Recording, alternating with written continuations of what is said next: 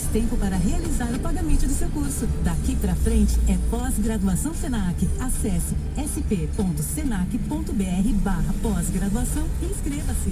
Viva o melhor presente no shopping mais querido de São Paulo. Até 30 de dezembro no Morumbi Shopping. A cada R$500 em compras, você ganha um número da sorte para concorrer a 5 Fiat Fastback. Chances em dobro para clientes Multi Você do Shopping. Baixe o Multi e participe. Natal Morumbi Shopping. Promoção autorizada pela CIAI. Confira as condições de participação, regulamento e lojas participantes no site morumbishopping.com.br. Que tal fazer parte de um dos bailes mais famosos dos contos de fadas? Em Cinderella Experience, você vai viver momentos de fantasia cheios de sabor e magia. Um espetáculo musical para toda a família dentro de um castelo encantado. Cinderella Experience, uma experiência mágica que mais parece um sonho. Teatro e música chegam a Morumbi Town Shopping. Sessões de quinta a domingo. Acesse cinderellaexperience.com.br. Apoio Alfa. Diversão e arte sempre.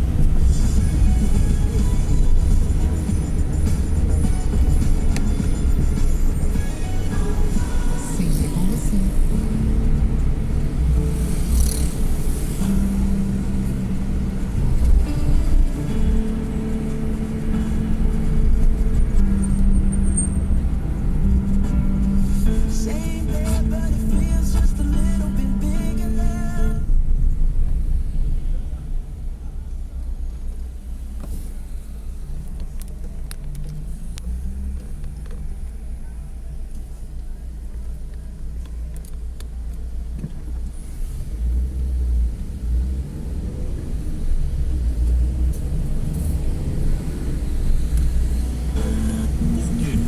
Antes.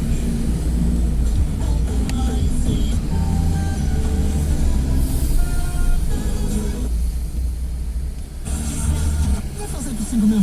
Com cartão de débito. Seguimos com a pauta sobre as estratégias das marcas do segmento do turismo. Agora está assim.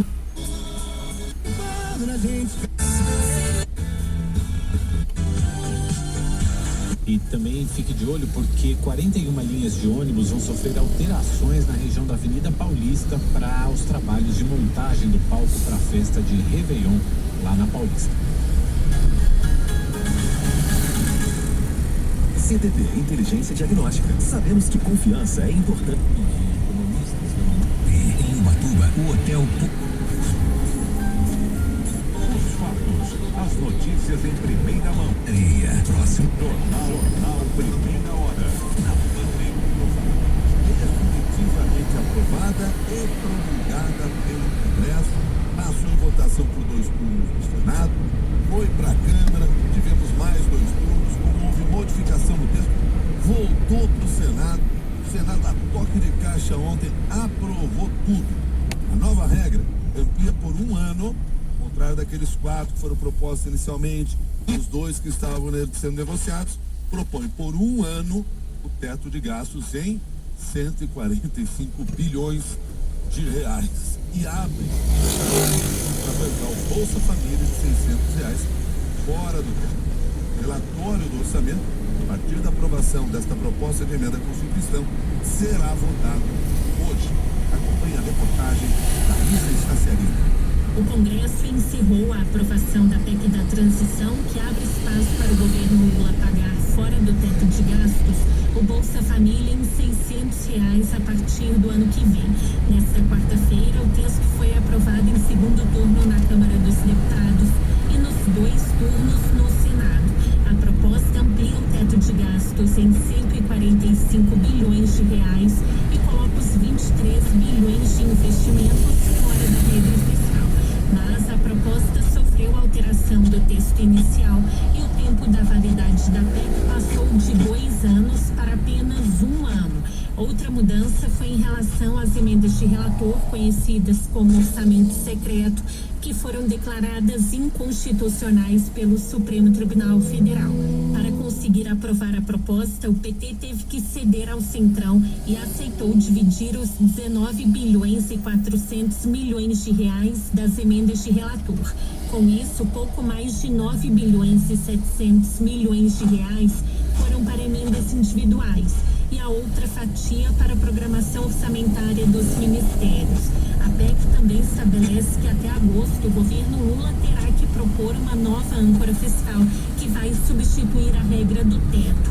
O futuro ministro da Fazenda, Fernando Haddad, disse que vai propor um novo arcabouço fiscal ainda no primeiro semestre e garantiu que a substituição será consistente e viável. Por chegar numa forma que seja boa, submeter ao presidente da República e encaminhar uma coisa robusta. O que é uma coisa robusta? É uma coisa que estabilize as contas públicas e que seja confiável, que seja crível, que vai ser cumprida. E não uma regra que pode ser a regra mais maravilhosa do mundo, mas que faz 4 anos que não se cumpre. Mas, durante a discussão da proposta na Câmara, a deputada do Novo, Adriana Ventura, chamou a PEC de medida populista e criticou o furo no teto de gastos. Para resolver o problema da fome, a gente precisa tomar decisões corretas, com base em evidências, usando exemplos que funcionem e fugir desse populismo barato, deste caminho mais fácil. E não pensa no futuro do país. É um absurdo a insegurança jurídica. E aqui a gente está resolvendo o furo-teto. É o caminho fácil de quem quer postergar um problema. Após a aprovação da PEC, o relatório do orçamento de 2023 será analisado pela Comissão Mista de Orçamento na manhã desta quinta-feira. A expectativa é de que o texto seja aprovado em sessão do Congresso no mesmo dia. De Brasília, Isa Stacierini. Alguns pontos importantes aí nessa questão e que os analistas políticos estão considerando, porque foi o amplo apoio obtido pelo governo que ainda vai assumir, que diante da situação das contas públicas, da forma como foi entregue ou foram entregues as contas públicas pelo atual governo, houve a necessidade excepcional do governo que ainda vai assumir ter que negociar agora com o Congresso Nacional, ter que formar uma base agora com o Congresso Nacional. E uma das questões que foram colocadas, especialmente pela votação que foi obtida, por exemplo, na Câmara dos Deputados, se percebeu que partidos como MDB, PSD e União Brasil se tornaram fundamentais para que a PEC fosse aprovada. Então nós temos ali o apoio de siglas como MDB, PSD, União Brasil, até o PP, que é um segmento de apoio ali do Centrão, conhecido pelo pragmatismo político, deu voto para esta PEC. 2 partidos basicamente ficaram fora ali da PEC votando contrariamente. Mas se você pegar o caso, por exemplo, do líder do governo, líder do atual governo na Câmara, estou me referindo a Ricardo Barros. Sabe Ricardo Barros, o que ele falou, acho que semana passada ainda aqui no Jornal da CBN, ele que é do PT do Paraná, ele votou a favor dessa PEC também. Então muita gente está olhando para isso e dizendo assim, o governo Lula já conseguiu uma base eleitoral importante no próximo ano.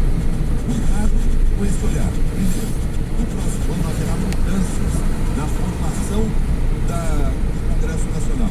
Novos parlamentares, novos senadores estão chegando. Uma garantia de que vão apoiar as medidas do governo.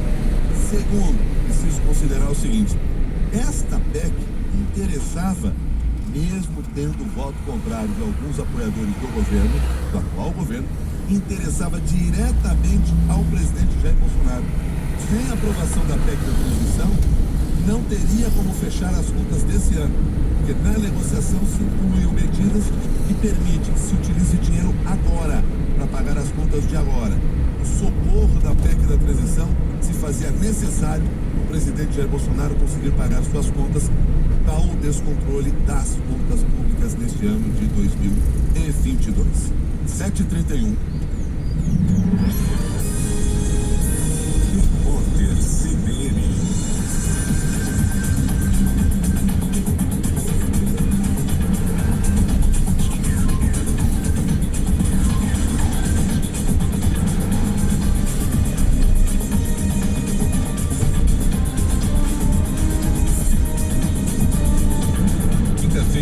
2 de dezembro de 2022. A greve dos pilotos e comissários entra hoje no 4º dia, sem qualquer previsão de acordo. Nessa manhã, no aeroporto de Congonhas, em São Paulo, 5 voos foram cancelados e 3 estão atrasados. A maioria das decolagens afetadas tem destino para o aeroporto Santos Dumont e para a cidade de Curitiba. Ontem, a suspensão das atividades causou impactos na rotina dos principais aeroportos do país, com destaque para São Paulo e Rio de Janeiro. Só nessa quarta-feira, a Infraero registrou 229 atrasos e 141 cancelamentos em Congonhas e no Santos Dumont. A categoria dos aeroviários pede melhores condições de trabalho e um reajuste salarial. A Câmara dos Deputados aprovou um projeto que concede um aumento salarial escalonado ao Procurador-Geral da República. De acordo com o texto, o valor subirá de R$ 39.293 para R$ 46.336. O reajuste será realizado ao longo dos próximos 3 anos. A proposta segue para análise do Senado. Nessa semana, o Congresso aprovou aumentos salariais a integrantes de 3 poderes. Entre os beneficiados estão o presidente da República, o vice, senadores, deputados e ministros do Supremo Tribunal Federal. 15 mil pessoas permanecem desabrigadas ou desalojadas na Bahia em decorrência das chuvas que atingem o estado. Quase 152 mil foram prejudicadas pelos temporais. Dados da Defesa Civil apontam que 62 municípios continuam em situação de emergência. O filme brasileiro Marte 1 está fora da disputa no Oscar 2023. A obra tentava uma vaga na categoria Melhor Filme Internacional. Ontem foram divulgados os 15 pré-indicados com destaque para produções argentinas, suecas e sul-coreanas. Os vencedores serão conhecidos no dia 10 de março, data da premiação. Horário de Brasília, 7h33. Repórter CBN. As principais notícias do dia a cada meia hora.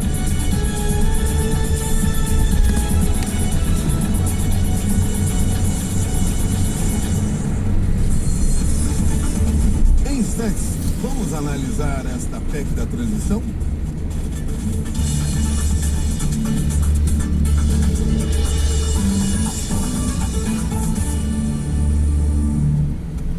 Esta última meia hora do Jornal da CBN teve oferecimento Bradesco, o que vem primeiro para você em 2023. Rádio CBN, ZYD 800, FM 90,5 MHz, São Paulo. Na internet, cbn.com.br, em nosso aplicativo e nas plataformas de podcasts.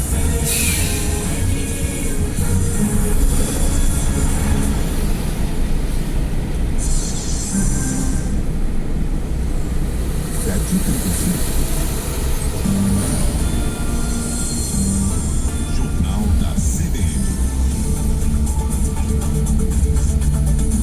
Bom, nós falamos agora há pouco, trouxemos a reportagem para você sobre como foi a aprovação dessa proposta emenda da Constituição, da transição pelo Congresso Nacional. Foi ali, então, a gente pode claramente definir como a primeira vitória do presidente eleito Luiz Inácio Lula da Silva no Congresso Nacional, mesmo antes de iniciar o governo no dia 1º de janeiro. Houve negociação, mudança principalmente no tempo de validade. Como que fica tudo isso? Qual a análise que está se fazendo em torno dessa aprovação? O que isso vai significar do ponto de vista até para se iniciar o governo no ano que vem? Para conversar conosco, nos ajudar a pensar um pouco mais sobre esse assunto, Frederico Goulart e eu vamos entrevistar o Alex Agostini, economista-chefe da Austin Rating. Alex Agostini, muito obrigado pela sua gentileza de ter aceitado o nosso convite. Bom dia. Bom dia, Milton, Fred. Bom dia a todos e eu que agradeço mais uma vez pelo convite e a oportunidade de conversar com vocês. Alex, dá para dizer assim que ficou tamanho essa PEC ou não? Milton, para o governo sim, mas eu acho que nós podemos fazer duas análises, uma análise política e uma análise econômica. A análise política é importante, eu acho, a gente colocar aqui de forma clara. A votação a favor do governo foi muito grande, 366 votos, na oposição 130, antes mesmo do governo assumir, né? O que demonstra que toda aquela discussão que havia antes do segundo turno, que o governo atual não teria vida fácil, porque a oposição tinha uma bancada maior, isso ficou claro e que foi totalmente desmontado, mas porque mesmo sem assumir o governo, sem uma articulação direta, ele consegue uma maioria muito forte de votos. Isso é importante para dar um pouco mais de segurança na próxima gestão em relação aos projetos que eles vão encaminhar. Do lado econômico, é claro que é uma vitória e fica de bom tamanho para o governo. Claro, o governo entrou pedindo 4 anos, né, de poder utilizar gastos acima do limite de teto e conseguiu 1 ano, mas isso faz parte do jogo, ou seja, eu peço 100 para ficar com 50 ou 20, e foi mais ou menos isso que aconteceu. Negociou, ficou 1 ano, dentro desse 1 ano, ou seja, 2023, o governo vai ter relativa tranquilidade para realizar os gastos que ele assumiu no período de campanha, gastos, muito deles, importantes também para a nossa sociedade, que vive aí uma situação de dificuldade já há muito tempo. E nesse período de 1 ano, o novo ministro da Fazenda, Fernando Haddad, disse que vão substituir o teto de gastos, esse mecanismo de tentar limitar o aumento de gastos do governo, por meio de um novo arcabouço fiscal, ou seja, de novas métricas para tentar conter o gasto público, como foi, por exemplo, a lei de responsabilidade fiscal em 2000, que ainda faz algum efeito na economia. Então, nesse 1 ano, o novo governo terá tempo para trazer um novo mecanismo para que o Brasil não saia dos eixos de forma muito forte, porque já está saindo dos eixos em relação aos gastos públicos, Milton. Então foi uma vitória do governo, mas tem muito trabalho a ser feito. Que modelo você enxerga como sendo ideal, Alex, para esse novo arcabouço? Tem trilhado um caminho econômico extremamente perigoso para o país. Mande a sua participação através de uma mensagem de texto ou de voz pelo nosso WhatsApp 11 3208 1866, 11 3208 1866. Deixe sempre o nome e o local de onde você está falando. Lembrando, mensagens de voz bem objetivas. Selecionamos aqui algumas participações. A gente começa aqui com o áudio do David de Jundiaí. Olá, meus queridos, David de Jundiaí, tudo bem? Realmente, eu concordo, o país está vivendo um caminho tenebroso, mas as pessoas que votaram no governo atual, Bom dia, Lilica. É um caminho perigosíssimo, eu concordo, é um caminho perigosíssimo, porque nós é que vamos pagar tudo isso. Nós trabalhamos 40% do nosso trabalho para pagar e agora pagaremos mais ainda. O pastor Caleb de Campinas. Então, tivemos a participação tanto de Jundiaí como de Campinas sobre a nossa enquete que pergunta se você concorda que o novo governo tem trilhado um caminho econômico extremamente perigoso para o país. As posições do caminho da grande maioria até esse momento é que o caminho é realmente muito complicado. Um conjunto. Preciso dizer. Ainda bem, graças a Deus, né? Olha, tô Tá falando bem dela, ela exterior. Esteve. Cadeiras e muito mais. E claro. Verão? Oi, o 39. Então, volta a ser um mecanismo central. Anda, um relacionamento. Muito bem, nós já atendemos a... Não quero ficar com o boy, não quero ficar com o cara. Tem crente que voltou a prostituta atrás de mim, ou atrás da moça, né? Você tá lá mostrando o que quer, ela tá alimentando uma possibilidade. Quando você chega junto, não é nada disso. Por exemplo, temos algumas respostas aqui no nosso Instagram. Por exemplo, a Thaís Alcântara, nossa amiga que loucura do comando da trança. Aliás, Thaís, você acorda cedo, hein? Tem comando hoje, já tá vindo pra rádio. Ó, bom dia, pessoal. Turma, tô me divertindo aqui ouvindo vocês. Esses aí são os famosos empata-coisas. Não quer, fala logo, né? Sai de cima. Não coisa nem sai de cima. Um beijão pra você, Thaís. Ó, vai lá no nosso vídeo, confere no Instagram, lá no @Rádio Trans e participe do Bom Dia a Trança vai pro intervalinho e volta já. Certo, Chuchu? Certo. Bora, estagiário. Vamos. Tá a fim de faturar muita grana? De segunda a sexta aqui na Trança tem Quem Sabe Ganha. Um jogo de perguntas e respostas com os maiores prêmios do rádio. Não acertou? Não acertou? O prêmio vai acumulando. E você pode levar uma bolada pra casa de uma só vez. 1.000, 10.000, 20 mil reais. Faça sua inscrição agora pelo 4791-8500. A qualquer momento, você pode participar do Quem Sabe Ganha. Os melhores prêmios do rádio estão aqui. Transcontinental FM, com você, no trânsito de São Paulo. Oferecimento Sim Pneus, a revenda oficial Continental em São Paulo. Pneus com tecnologia alemã direto da fábrica. Na Sim Pneus, você compra toda a linha em... 999. Mas você vai ter... São Cristóvão Saúde...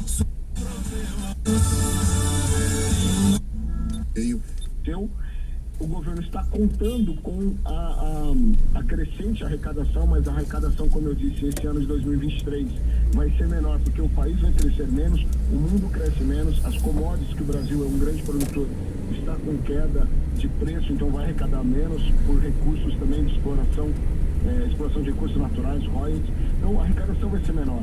Nesse cenário há uma expansão fiscal e a gente projeta, por exemplo, que a dívida bruta do PIB pode chegar a 90% em relação ao PIB. Hoje ela está em 78%.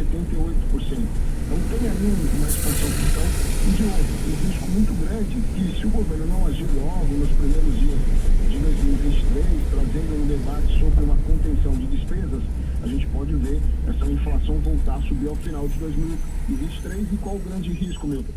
É que a taxa de juros, que a gente previa um início de queda ali mais ou menos para maio, junho, ela pode ficar nesse nível elevado e até com risco de aumentar a Selic ao longo de 2023. E aí a gente entra num ciclo vicioso que é baixo crescimento, baixa geração de emprego e renda. Essa nova âncora fiscal deixar de estar na Constituição, como era o teto de gastos, agora provavelmente a nova âncora, o novo arcabouço deve ser aprovado por algum projeto de lei que é mais simples, né? Isso cria algum temor de que no futuro seja mais fácil alterar o sabor aí das questões políticas, das circunstâncias, mais fácil até do que foi o teto de gastos que estava na Constituição e foi estourado algumas vezes. Isso vai acabar sendo mais possível de acontecer, na sua visão? Sem dúvida, Fred.